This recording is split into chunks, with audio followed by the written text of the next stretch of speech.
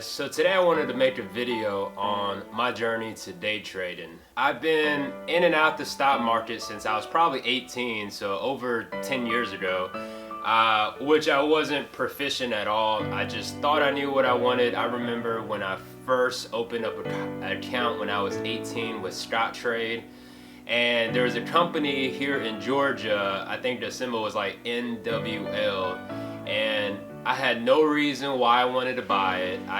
I saved up $2,000 and I just thought, okay, I'm just gonna buy it. And so I bought it, and of course the next day it goes up. I'm up like 50, 60 bucks, and I'm like, man, this is freaking easy. And then of course you hold it thinking it's gonna keep going up, and eventually it just sank and it was over with. Now I'm at a point in my life where I want it bad, where I'm still going to school, I'm still getting my degree, but it's just something that I know that I can do, right? It's because I have the experience, but what is it that separates people from making profits and the people that loses? And it's not that I can't make profits. I make profit. Anyone could just press a button and buy it, right? But the thing is that how can you press this button, make money, and be consistent? It makes no sense for you to make $2,000 today and then tomorrow lose $3,000. I'd rather make $300 every day, or $500, or whatever it is. Even $100 every day is better than a 9 to 5. I'm at a point where I'm like, okay, it's now or never. Are you going to take this thing serious?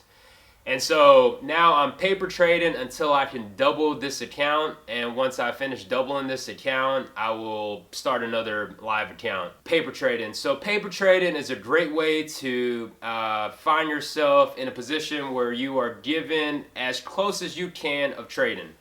But the only difference between paper trading and live trading is your emotions. Because you just set up your paper trading where it's live, where it's literally second per second with the market. But the only thing is, when you're trading 3,000 shares, 2,000 shares on a paper trading account, it's not hard to press a buy or press a sell short, right?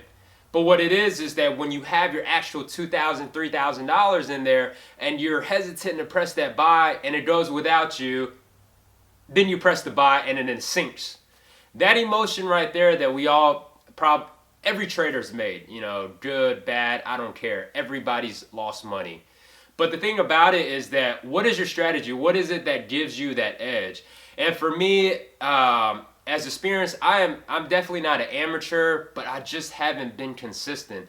And so this year, this goal, until whenever, is just to be consistent. And if I can double this account, then I know that I'll be consistent enough to double a real account. So right now I'm developing strategy. I have 3 patterns or strategies that I like that are going to be my consistent money makers, that I cannot trade, or I'll try not to trade, unless these patterns develop. Without patterns, what edge do you have? Unless you're trading momentum trading like Ross Cameron from Warrior Trading, where he's looking at level 2s and he's able to go in and out. He has hotkeys.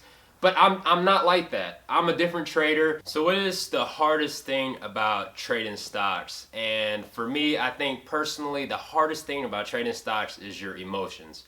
The emotions of FOMO, fear of missing out. That's what the acronym stands for. And anyone that trades stocks know about it.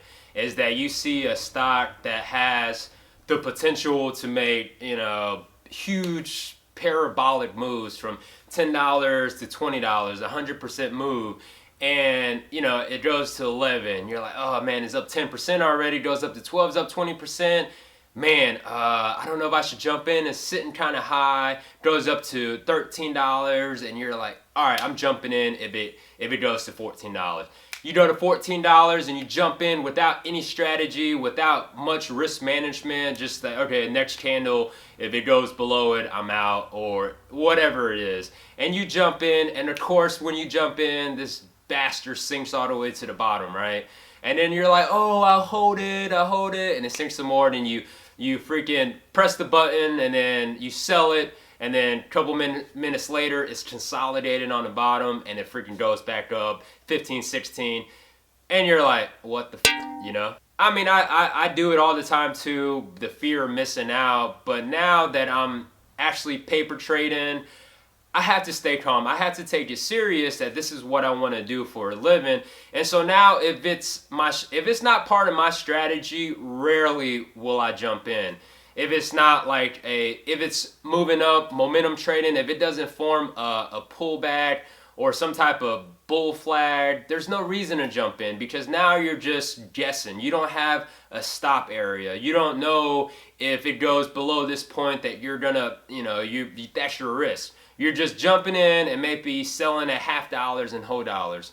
And everybody's watch YouTube that are traders understand this, and that we have this notion that this guy does this and it works out. Well, guess what? All I have to do is do the same thing and it works out. But it doesn't, because if you're following somebody, he's already in his mind making mental decisions on what he wants to do. And by the time that you figure it out, or by the time he tells you, okay, I just jumped in X, Y, and Z, it's already ran up 10, 15%, and what are you gonna do? Jump in and he's already sold and you're down, you're on the ride coming down. Without an edge, without a strategy, you cannot beat the markets. Consistently, at least. You can probably beat it today, the next week, but consistently, to make this a career, you can't beat it unless you have a strategy. Just like a business, you might be able to open up a restaurant and sell freaking Chinese food and egg rolls and hamburgers, and it does freaking great for a year. But if you're not sitting there strategically planning out your food costs, you're not planning out your management, your servers, all these other things that make your business, you're gonna fail.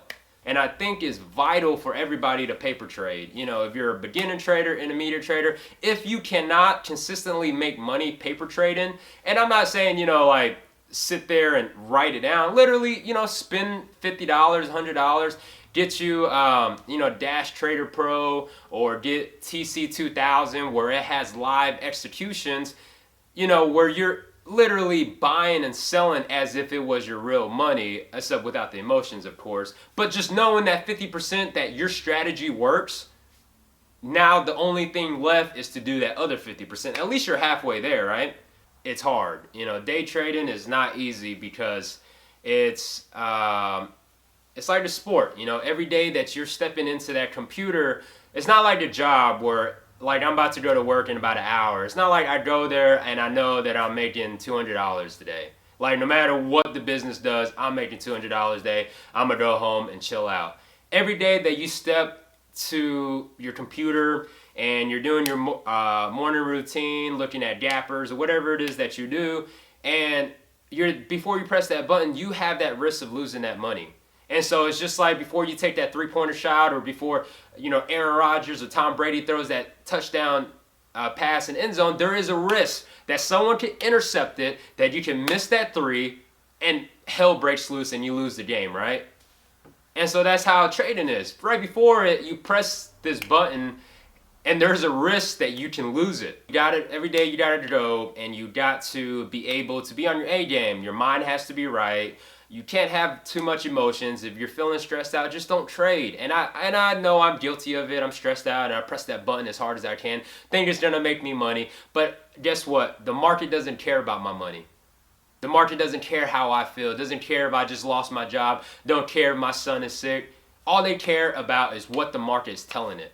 And so it's my job right now to implement these strategies and have risk and rewards, and be able to look at a chart and not jump in just because it's moving.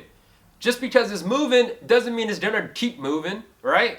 And so it has to formulate these patterns, and that's one thing I learned this year, because this is the first year that I'm actually taking my time to trade stocks, like every single day, unless I'm doing my nonprofit or I'm going to work, which I don't work till the afternoon anyways, that I'm at the computer, I'm spending 2-3 hours grinding and trying to make this thing happen.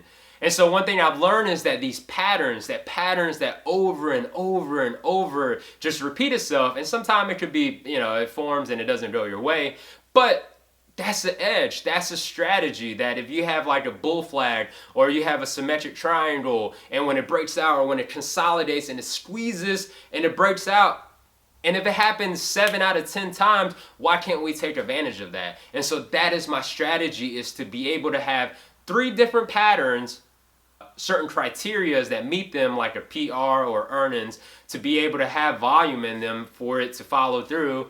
But 3 different patterns or 4 different patterns that I've been just looking at that's just been consistently every day working. And so that's what I'm trying to do now, is to have these patterns to trade. Instead of just looking at a chart as going up, oh, I'm going to jump in and just ride the momentum up. Some people can do that, Denny Chow can't. So today I just want to talk about day trading and the difficulties that it takes to become a day trader. I think it's, don't give up. You just got to keep pushing it. And, you see all these success people, like people that, become all these multi-millionaires like Tim Sykes and Kunal on Bulls of Wall Street, or Cameron Ross. But if you actually take the time to look and actually dissect and extract their strategies, all of them are different. Kunal does something different than what Ross does, and Tim Sykes does like penny stocks and all this other crap, but they're successful doing it, so you can't knock them down for a minute. Yeah, but man, I just want to wrap things up right now and just let you know, I want to become this day trader. I hope you guys can follow me. Let me know what your strategies are, and hopefully we can start this little community, and you guys can learn from me, I can learn from you, and that we can just grow together, and hopefully all of us can become awesome day traders, make money, sit at home, and scratch our ass and finger up our nose and drink Cristal or something, right? And so I like to thank you guys for watching. Please share this video. Please leave comments if you have any, and I will catch you guys later. I want to welcome you to my channel, and again, if you haven't, click that subscribe button on the bottom, and you can follow me. Click that bell, then you get the notification whenever time I upload videos. And I like to thank you and welcome to my channel.